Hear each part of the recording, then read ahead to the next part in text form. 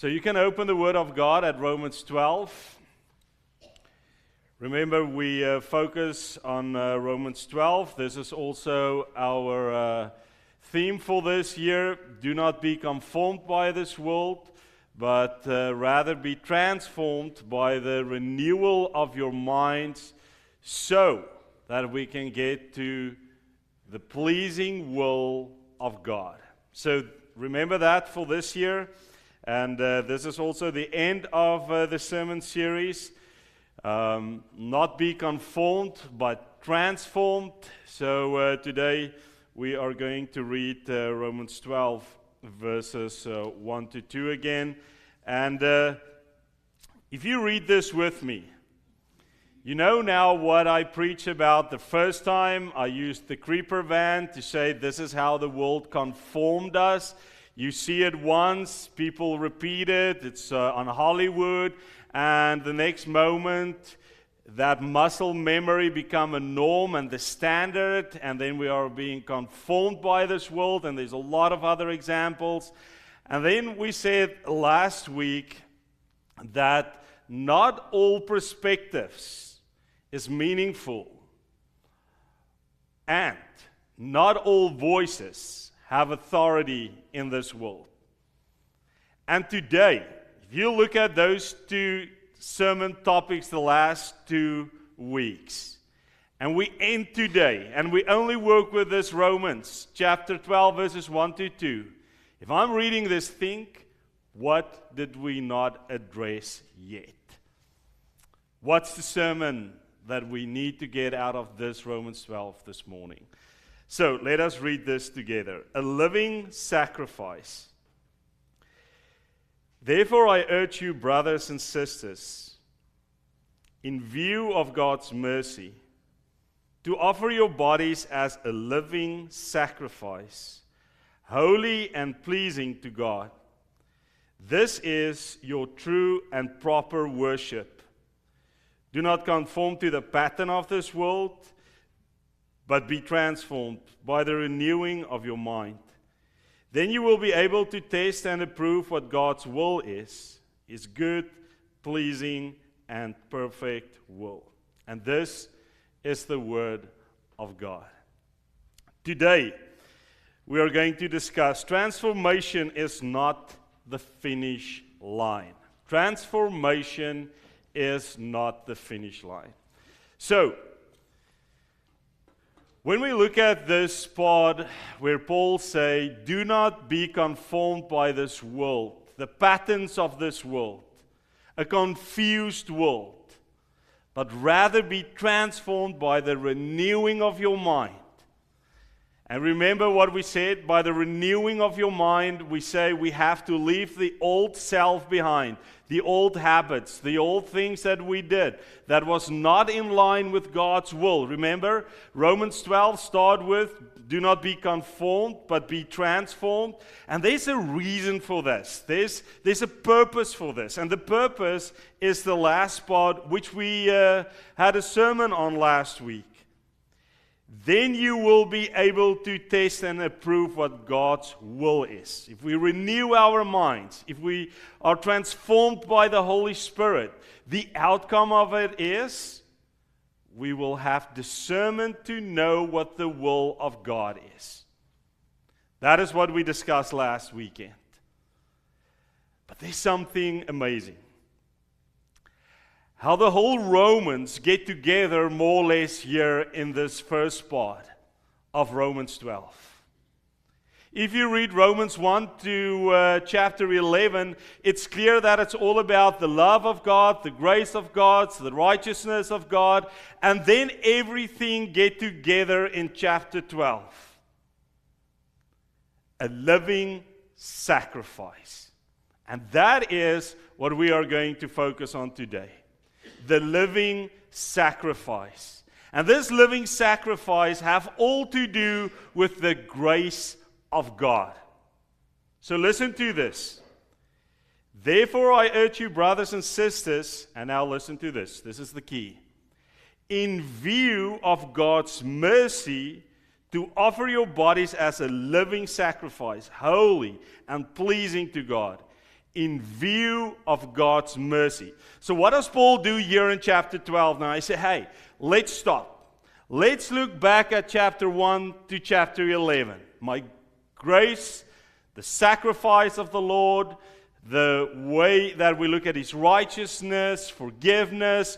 This is all the view that we have in this rear mirror of us. It's all about God's grace. In view of this grace, now let us sacrifice our own lives. So why do you think I would not do this in the first sermon? Because this is the first part of Romans 12. Why didn't we start with sacrifice your life? Because this is all to do with the mercy of God. And let me tell you something, and most pastors will tell you this, if they are honest. Whenever you preach about love, whenever you preach about grace, and whenever you preach about forgiveness, you know what? The reaction most of the time is, I wondered if he had time this week to prepare for a sermon. Because we know what's love, we know what's grace, we know what's forgiveness. It's things that we hear daily, but it does not sink in. We say these things, which is so important, but most of the time there's no reflection of that in our lives. So imagine the first sermon would be about sacrifice your life. The first one. And I ask you today, will you remember something about it? Can you tell me what was the sermon all about the first Sunday? I tell you, most of us will struggle to say it was sacrifice your life because it was all about the grace of God. And I don't want to generalize today, but this is most often what happened. But I used the creeper van, and everybody remember the creeper van. But you know what? Nothing of what I preach about the last 2 Sundays will make sense if we do not sacrifice our lives. Why do we sacrifice our lives? Why does Paul bring this together and say, now this is the key moment of Romans 12, is to say, we're going to look back. There's a rear mirror. And this is all about looking at the grace and mercy of God. The grace and mercy of God. And because of that, listen to this. Because of the mercy and grace of God, we have to sacrifice our lives. And listen to how Paul says this. Therefore, I urge you, brothers and sisters, in view of God's mercy, look back in that rear mirror. This is what happened in chapter 1 to 11. In view of God's mercy, to offer your bodies as a living sacrifice, holy and pleasing. So, brothers and sisters, how does it work when we sacrifice things?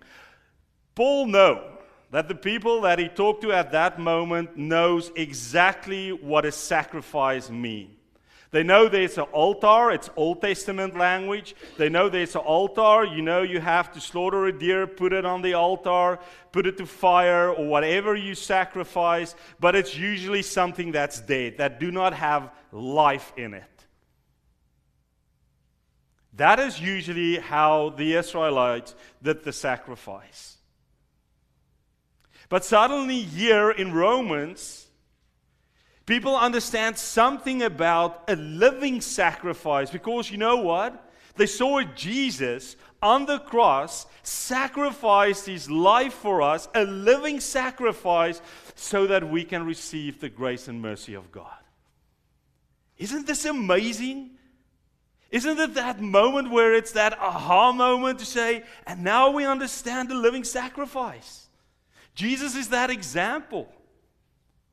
Paul cannot say here, you have to be a living sacrifice if there wasn't an example of it previously, and it is Jesus on the cross. And that sacrifice is the grace and mercy of the Lord that help us to share forgiveness with each other today. But mostly, we receive that forgiveness, we receive that grace, and now we have eternal life, those who believe in it. But to sacrifice is not to earn the love of God. Listen to this. To sacrifice your living life is not to earn the love of God. We already have that love. He already gave that love on the cross. He shared it with us. It's something that we already have. And the word already is something that you have to remember today. We already live in the grace and the mercy of God. We already live in the forgiveness of God. He gave His living life as a sacrifice for you and for me to be saved today, to be free today. And now, why do we want to sacrifice our lives? Because here is the important thing about mercy and grace this morning. The reflection of mercy and grace is in our faithful lives. How we think about mercy, how we think about grace, to know that that cost the life of the Lord's one and only Son, a living sacrifice for our sins. It doesn't make sense, but it's the biggest example of love and grace and mercy. And if that is the thing that gives us the freedom, that gives us salvation, that's why we have to say, Lord, now out of gratefulness, out of thankfulness, I want to sacrifice my life to you. Do you hear this? So to sacrifice your life is a reflection on how you see mercy and grace. And I'm going to repeat this sentence because this is important. The way you sacrifice your life, your living life, is the way and the reflection how you see mercy and grace. It's the most expensive thing in this world. The mercy of God and the grace of God, because it cost His life. The only man on earth that did not have sin, who was completely the two natures of God, fully human and fully God, He gave His life for us. You cannot pay more than that in life. He gave it to you, the most expensive grace, the most expensive mercy, and you know what? For free. Isn't that amazing? For free. And now, how you sacrifice your life will show how you think about mercy and grace. And then Paul comes and say, there's something that I want to mention in this sacrifice that you're going to make. It has to be holy. So how does a holy sacrifice look like? A holy sacrifice is something that we say, it's something that happened continuously, a daily thing. It's not a perfect life, but it shows how devoted you are to your faith. That is a holy sacrifice. It's not a perfect life, because remember, we cannot be perfect. We are human beings. We have sin. The only perfect human being was Jesus Christ, because He did not sin. So what does this holy sacrifice look like? I know that I'm not perfect, but I'm not going to use that to justify why I continue not renewing my mind, why I continue being conformed by the world. Because of His mercy, because of His grace, and I understand what holy means is to say it's a devoted way of living in God's presence. That's a holy sacrifice. And remember now, I said in the beginning, altar and to sacrifice something have to go back to the Old Testament. That is the language of the Old Testament. That's what they did to show how they love God and how they worship God.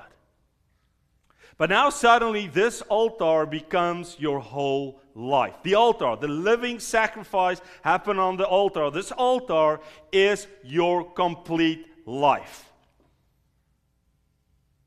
Not just parts of it. It's your time. It's your habits, it's your traditions, it's the words that you say, it's your work, it's your social life, it's your money. Everything is on this altar, and it's a holy sacrifice devoted to God. And remember, the way that you think about sacrifice again will show the reflection on how expensive that grace and mercy of God was and is for you. And then he continues after that. He say, To sacrifice your life holy and pleasing to God. You know what that pleasing is? Say, Lord, whatever I do in my life, I do it out of respect, out of love, out of obedience, because of the grace that I already received, and I do that to please you, to worship you. And remember, in this sense, worship is not only singing, how we often think about worship. Worship is worshiping God in all aspects of life. And I mentioned that. Everything is on the altar. That's how we worship. So remember now, and this is the end of the sermon series. We start today to say that transformation is not the finish line. Renewing your mind does not only happen once. To sacrifice your life on a daily basis, it's continuous. It's not only on Sunday, but it's a Monday to a Saturday life where you devote your life and you worship on the Sunday. It's not just a Sunday. It's just not a part of your day. It's just not a part of your week. It is everything. And when you understand now, before we're going to go to renewal of your mind and do not be conformed, we have to understand the grace and mercy of God. And that the renewal of your mind is being shaped now by the grace and mercy of God. And that the transformation of your life is being shaped by the mercy and grace of God. And that will be the reflection of how you see that grace and love of Jesus on the cross. A living sacrifice. And then, brothers and sisters, the purpose of this all, so that we have discernment. So that we have discernment to know what's right and what's wrong. So that we have the discernment to know this is what the confused world teaches us, and this is what the Word of God teaches us. So if I understand His grace and His mercy, and my life is a living sacrifice, which is a reflection of how I view grace and mercy, I will understand that those are the main things that I will use to renew my mind, to leave the old self behind, so that I can be transformed by the Holy Spirit, so that I can make the right decisions in life, in my marriage, in my relationships, at my work, in my social life, with my friends, with my money, whatever it is. I will know what's the right decision to make. And if we do that, we worship God. Romans 12, verses 1 to 2 is loaded. It's just not 2 verses. It's 2 verses that transformed our lives radically, continuously, daily. I hope that you understand how important a living sacrifice is, because that is a reflection of how you see the grace and mercy of the Lord. Listen to the words of Paul.